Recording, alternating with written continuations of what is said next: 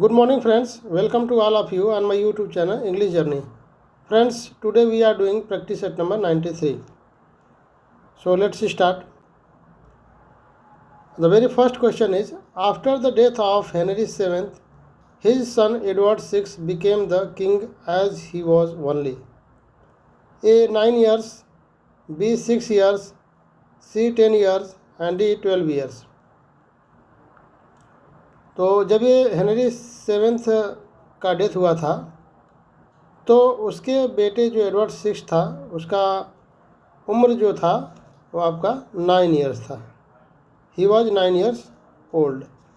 और उसका जो प्रोटेक्टर बना था एडवर्ड सिक्स का वो था आपका उसके अंकल थे समरसेट.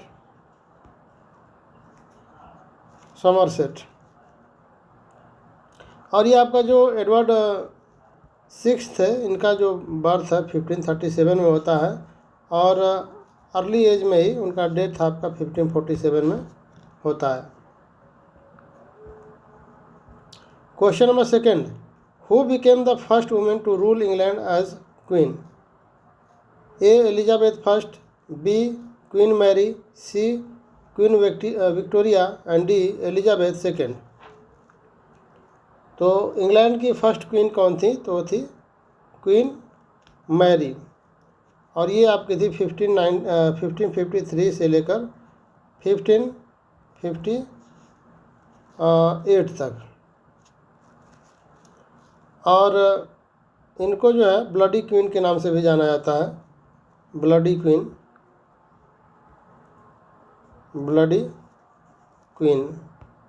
क्वीन इसलिए बोला जाता है कि इसने 3000 जो आपके प्यूरिटन्स मोंग थे उनका जो है मर्डर करवा दिए थे, तो इसलिए इनको जो है ब्लडी क्वीन भी बोला जाता है. और इनके माता का नाम था आपका कैथरीन ऑफ एरागन, जो कि किसकी बेटी थी? ये थी हेनरी एट की. ये हेनरी एट की बेटी थी. ठीक है, और एलिजाबेथ की सिस्टर कह सकते हैं. और क्वीन मैरी की जो शादी हुई थी वो हुई थी आपकी फिलिप ऑफ स्पेन से.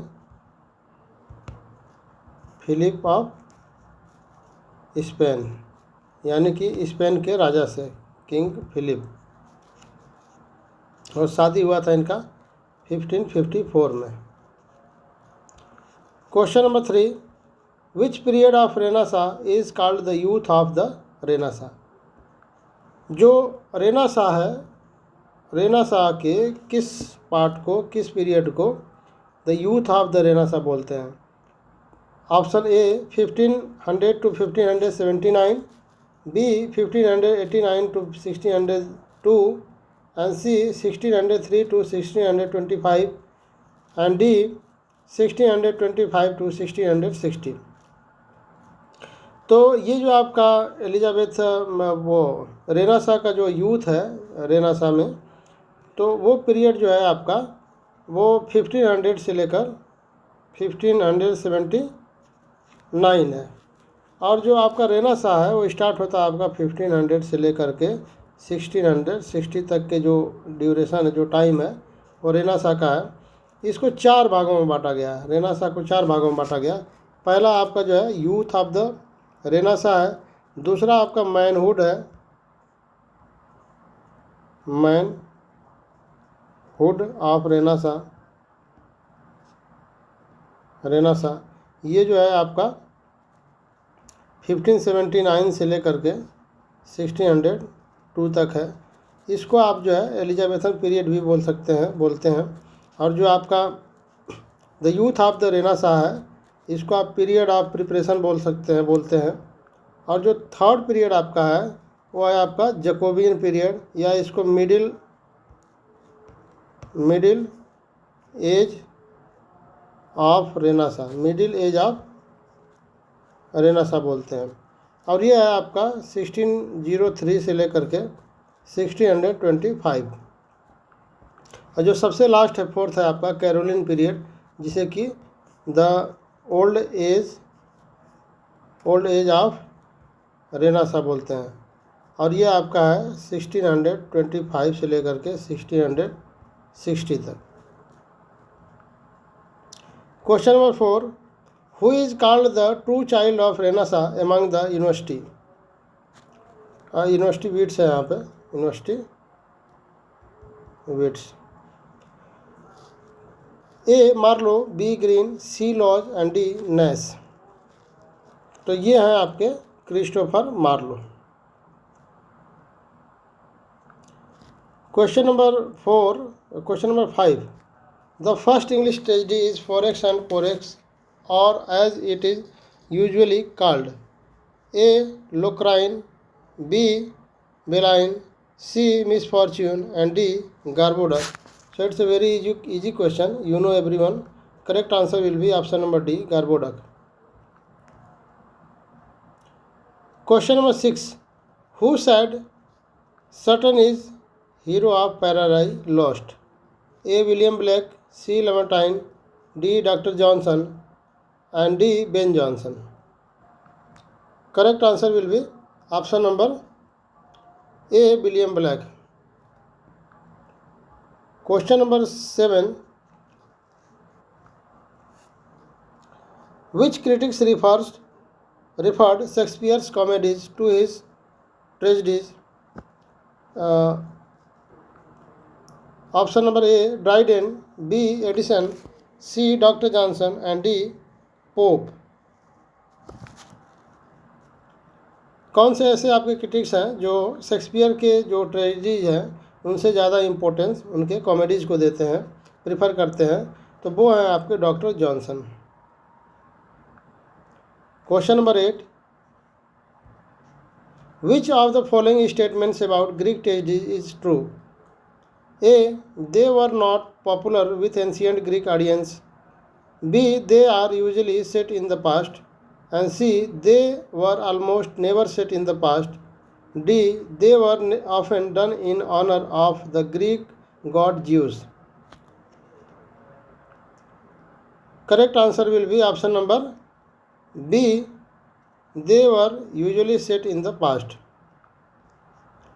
Question number 9, the character named Comus is often seen by critics as a prototype of what character Milton later portrayed? A. Jesus, B. Samson, C. Adam and D. Sutton.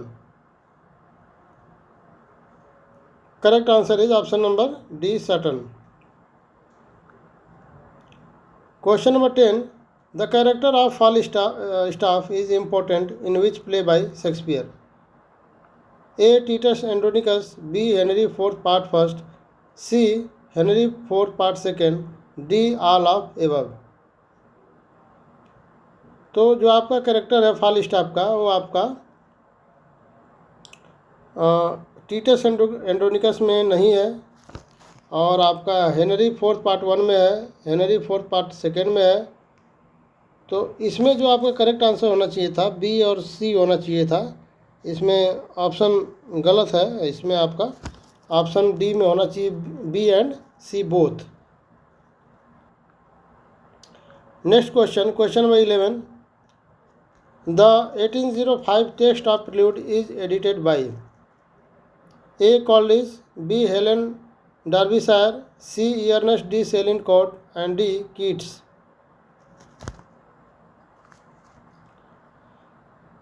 Correct answer is option number C. Ernest D. Salincott. Question number 12, the Quarterly Review was founded by A. Byron, B. Coleridge, C. Walter Scott and D. Thomas D. Quincy. The Quarterly Review. Correct answer will be option number B. Coleridge, founded by Coleridge. Question number 13, poetry is criticism of life is a view about poetry by। ये जो view है poetry का किसने दिया है? A. Dr. Johnson, B. Hazlitt, C. Shelley and D. Arnold. Correct answer is option number D Arnold. Question number 14, poetry is not like reasoning, a power to be exerted according to the determination of will is a statement by A. Wordsworth, B. Shelley, C. Coleridge and D. Arnold. Correct answer is P.B. Shelley. Question number 15, Murder in Cathedral is a play by A. Shakespeare, B. Marlowe, C. Oscar Wilde and D. T.S. Eliot. तो ये जो play है आपका murder इन cathedral, ये किसका है? ये T.S.. Eliot का है। Question number 16, the rainbow is a novel written by A. Hemingway, B. D.H. Lawrence, C. Wordsworth and D. E.M. Forster. Correct answer is option number B. D.H. Lawrence. The rainbow is a novel written by D.H. Lawrence. Question number 17, an exhortatory speech usually delivered to a crowd to incite them to some action is। ऐसी speech जो लोगों को, भीड़ को excite करने के लिए दिया जाता हो, कुछ कार्य करने के लिए उनको करेज किया जाता हो, ऐसे स्पीच को क्या बोलेंगे? A. Declamation, C. Sermon, D. Harangue and D. Monologue. ऐसे स्पीच को क्या बोलेंगे? ऐसे स्पीच को बोलेंगे harangue. Question number 18, hearing a color or seeing a smell is an example of A. oxymoron, B. synesthesia, C. contrast and D. sensuousness। Colour को here करना और स्मेल को देखना, ये अपोजिट एग्जाम्पल है आपका सिनेस्थेसिया का। Question number 19, drama which seeks life to mirror life with the utmost fidelity is called A. realistic, B. naturalistic drama, C. problem play and D. humanistic drama। correct answer will be option number A. realistic। next and last question, who is known as beginner of romantic comedy? A. Robert Greene, B. John Lyly, C. George Peele and D. Marlowe। तो beginner of romantic comedy आपके कौन हैं? ये हैं John लीली। और जो Robert Greene है, इनको फाउंडर बोला जाता है, founder of romantic comedy, founder of romantic comedy. और ये आपके जो जॉर्ज पील हैं, इनको बोला जाता है आपका पील।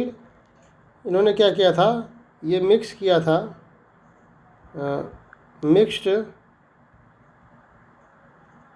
Realism in romantic comedy.